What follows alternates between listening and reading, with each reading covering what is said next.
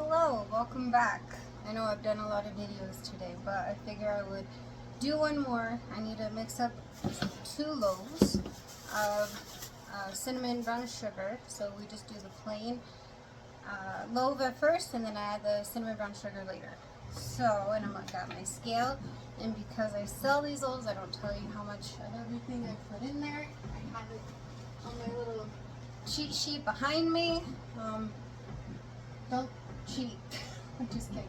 So we need our starter, and this starter just came directly from the fridge. So Herbert is currently cold,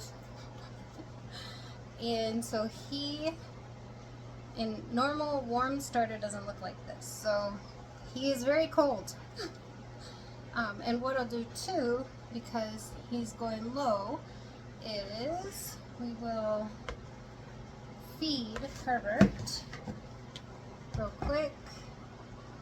And there's probably about 150 grams ish, but I never really measure how much starter I have. I just measure what I add to them. So we're just going to tear the scale. We'll do this, and then this is purified water that I warmed up, and that helps stuff rise a little bit quicker. And because I don't have any orders, I'm just going to do 228 grams of water, and then we'll do about 275 grams of flour. Well, 290 apparently. But this is the flour I use, the organic cooking flour, the Costco organic flour, which is from a bread company. And it's actually bread flour, fun fact, because of the high protein content, and a few of my other videos kind of speaks to that, but you're wanting a higher protein content for your flour. So, okay, so we're just feeding Herbert real quick, get him in there, and we will stir him. And when you're feeding your starter, you want to make sure you stir all the flour in there. And I did a stiff feed because it is warm. Because it's hotter. I have my oven going because I'm still baking. Let me get another spatula, ignore my kitchen. And that way I can get that off. Okay, so now that we have fed Herbert, we are going to put the shower cap back on him, and I love shower caps. Oh, I'm not afraid. Haha! See, I'm old, I don't do this often. Anyway, so there's that. So now we're going to put our shower cap back on. We're going to put him to the side so he can eat. And then once he's eaten for probably about a couple hours, then I will put him back in the fridge, and that's where he lives until I get orders. So now let's do our actual bread. So I do kind of a mixture because I don't want it to ferment too quick, but I also want it to ferment enough time to be able to get it in the fridge. And my ADHD makes me look at my recipe like 400 times. Okay, but now that we have the water, we're going to mix it up. You can use a Dutch mixer, and I apologize for the dishwasher going underneath me. I probably should have paused it. Oh well, sorry. But we're just going to mix it a little bit. I don't even mix it to where it's not chunky anymore. Again, you do sourdough how it is for you, okay? Don't let anyone tell you how to do it, because the way they do it may not work for you. So this works for me, so that's what I do. I'm doing my bread flour, or Costco organic all-purpose. There should be enough in this bag for what I need, and there it is. Yay! And then we're going to do our salt.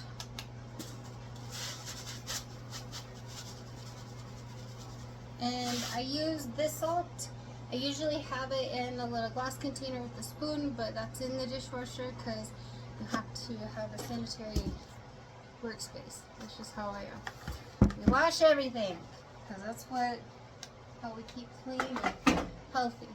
The oven is about to go off because I have bread in there still, but all I'm going to do now is just mix up my dough.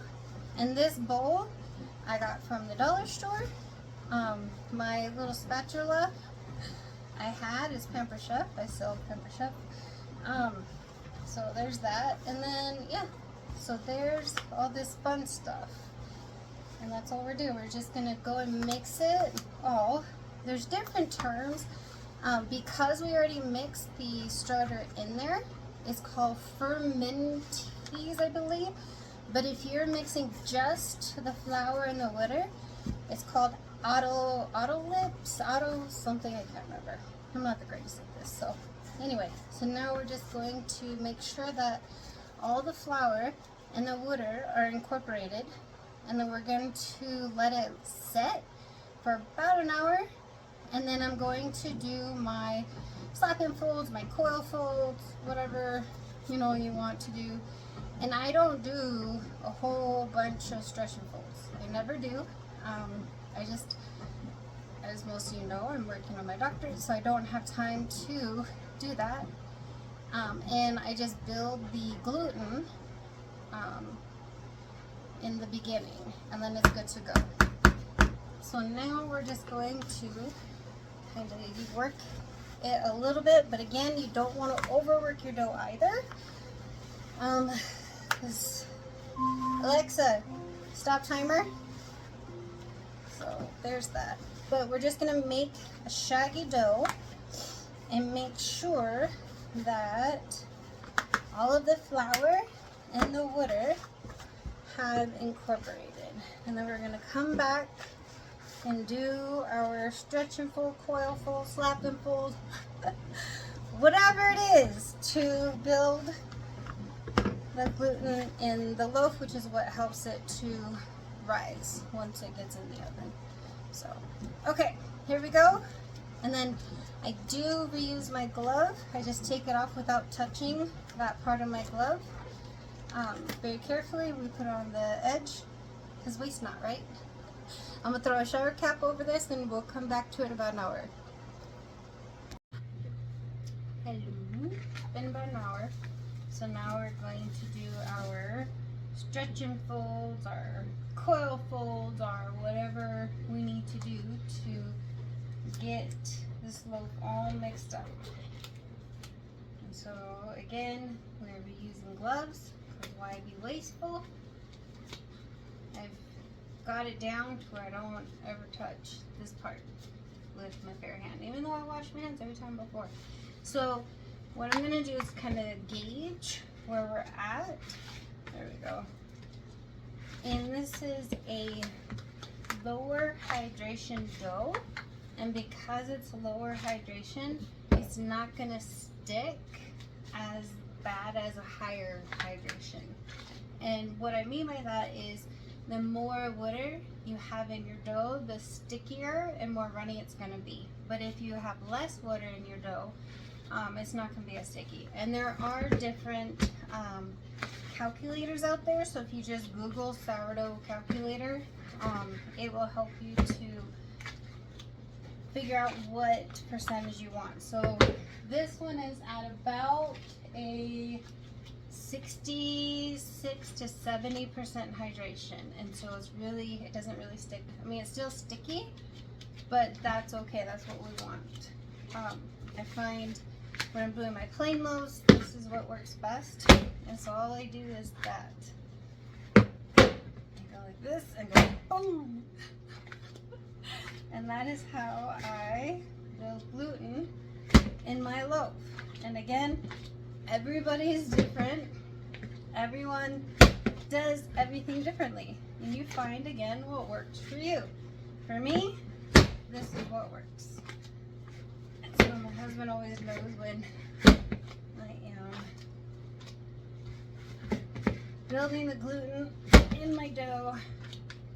and also getting a workout in.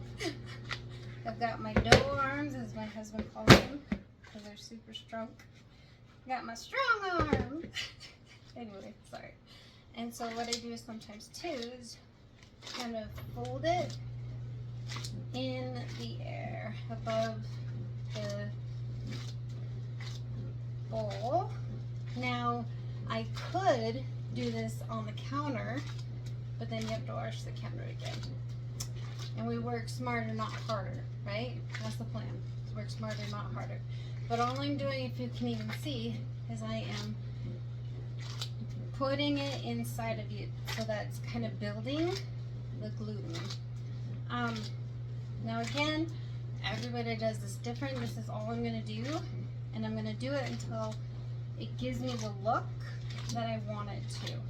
And for me, because it's starting to really resist, I'm going to stop, and we're just going to put it in the bowl, make it all pretty, put the shower cap back on, and we're gonna let it just rest for about 4 hours, and we're gonna check on it after 4 hours, and then we will, if it still needs time, we'll add more time. If not, then we'll shape it.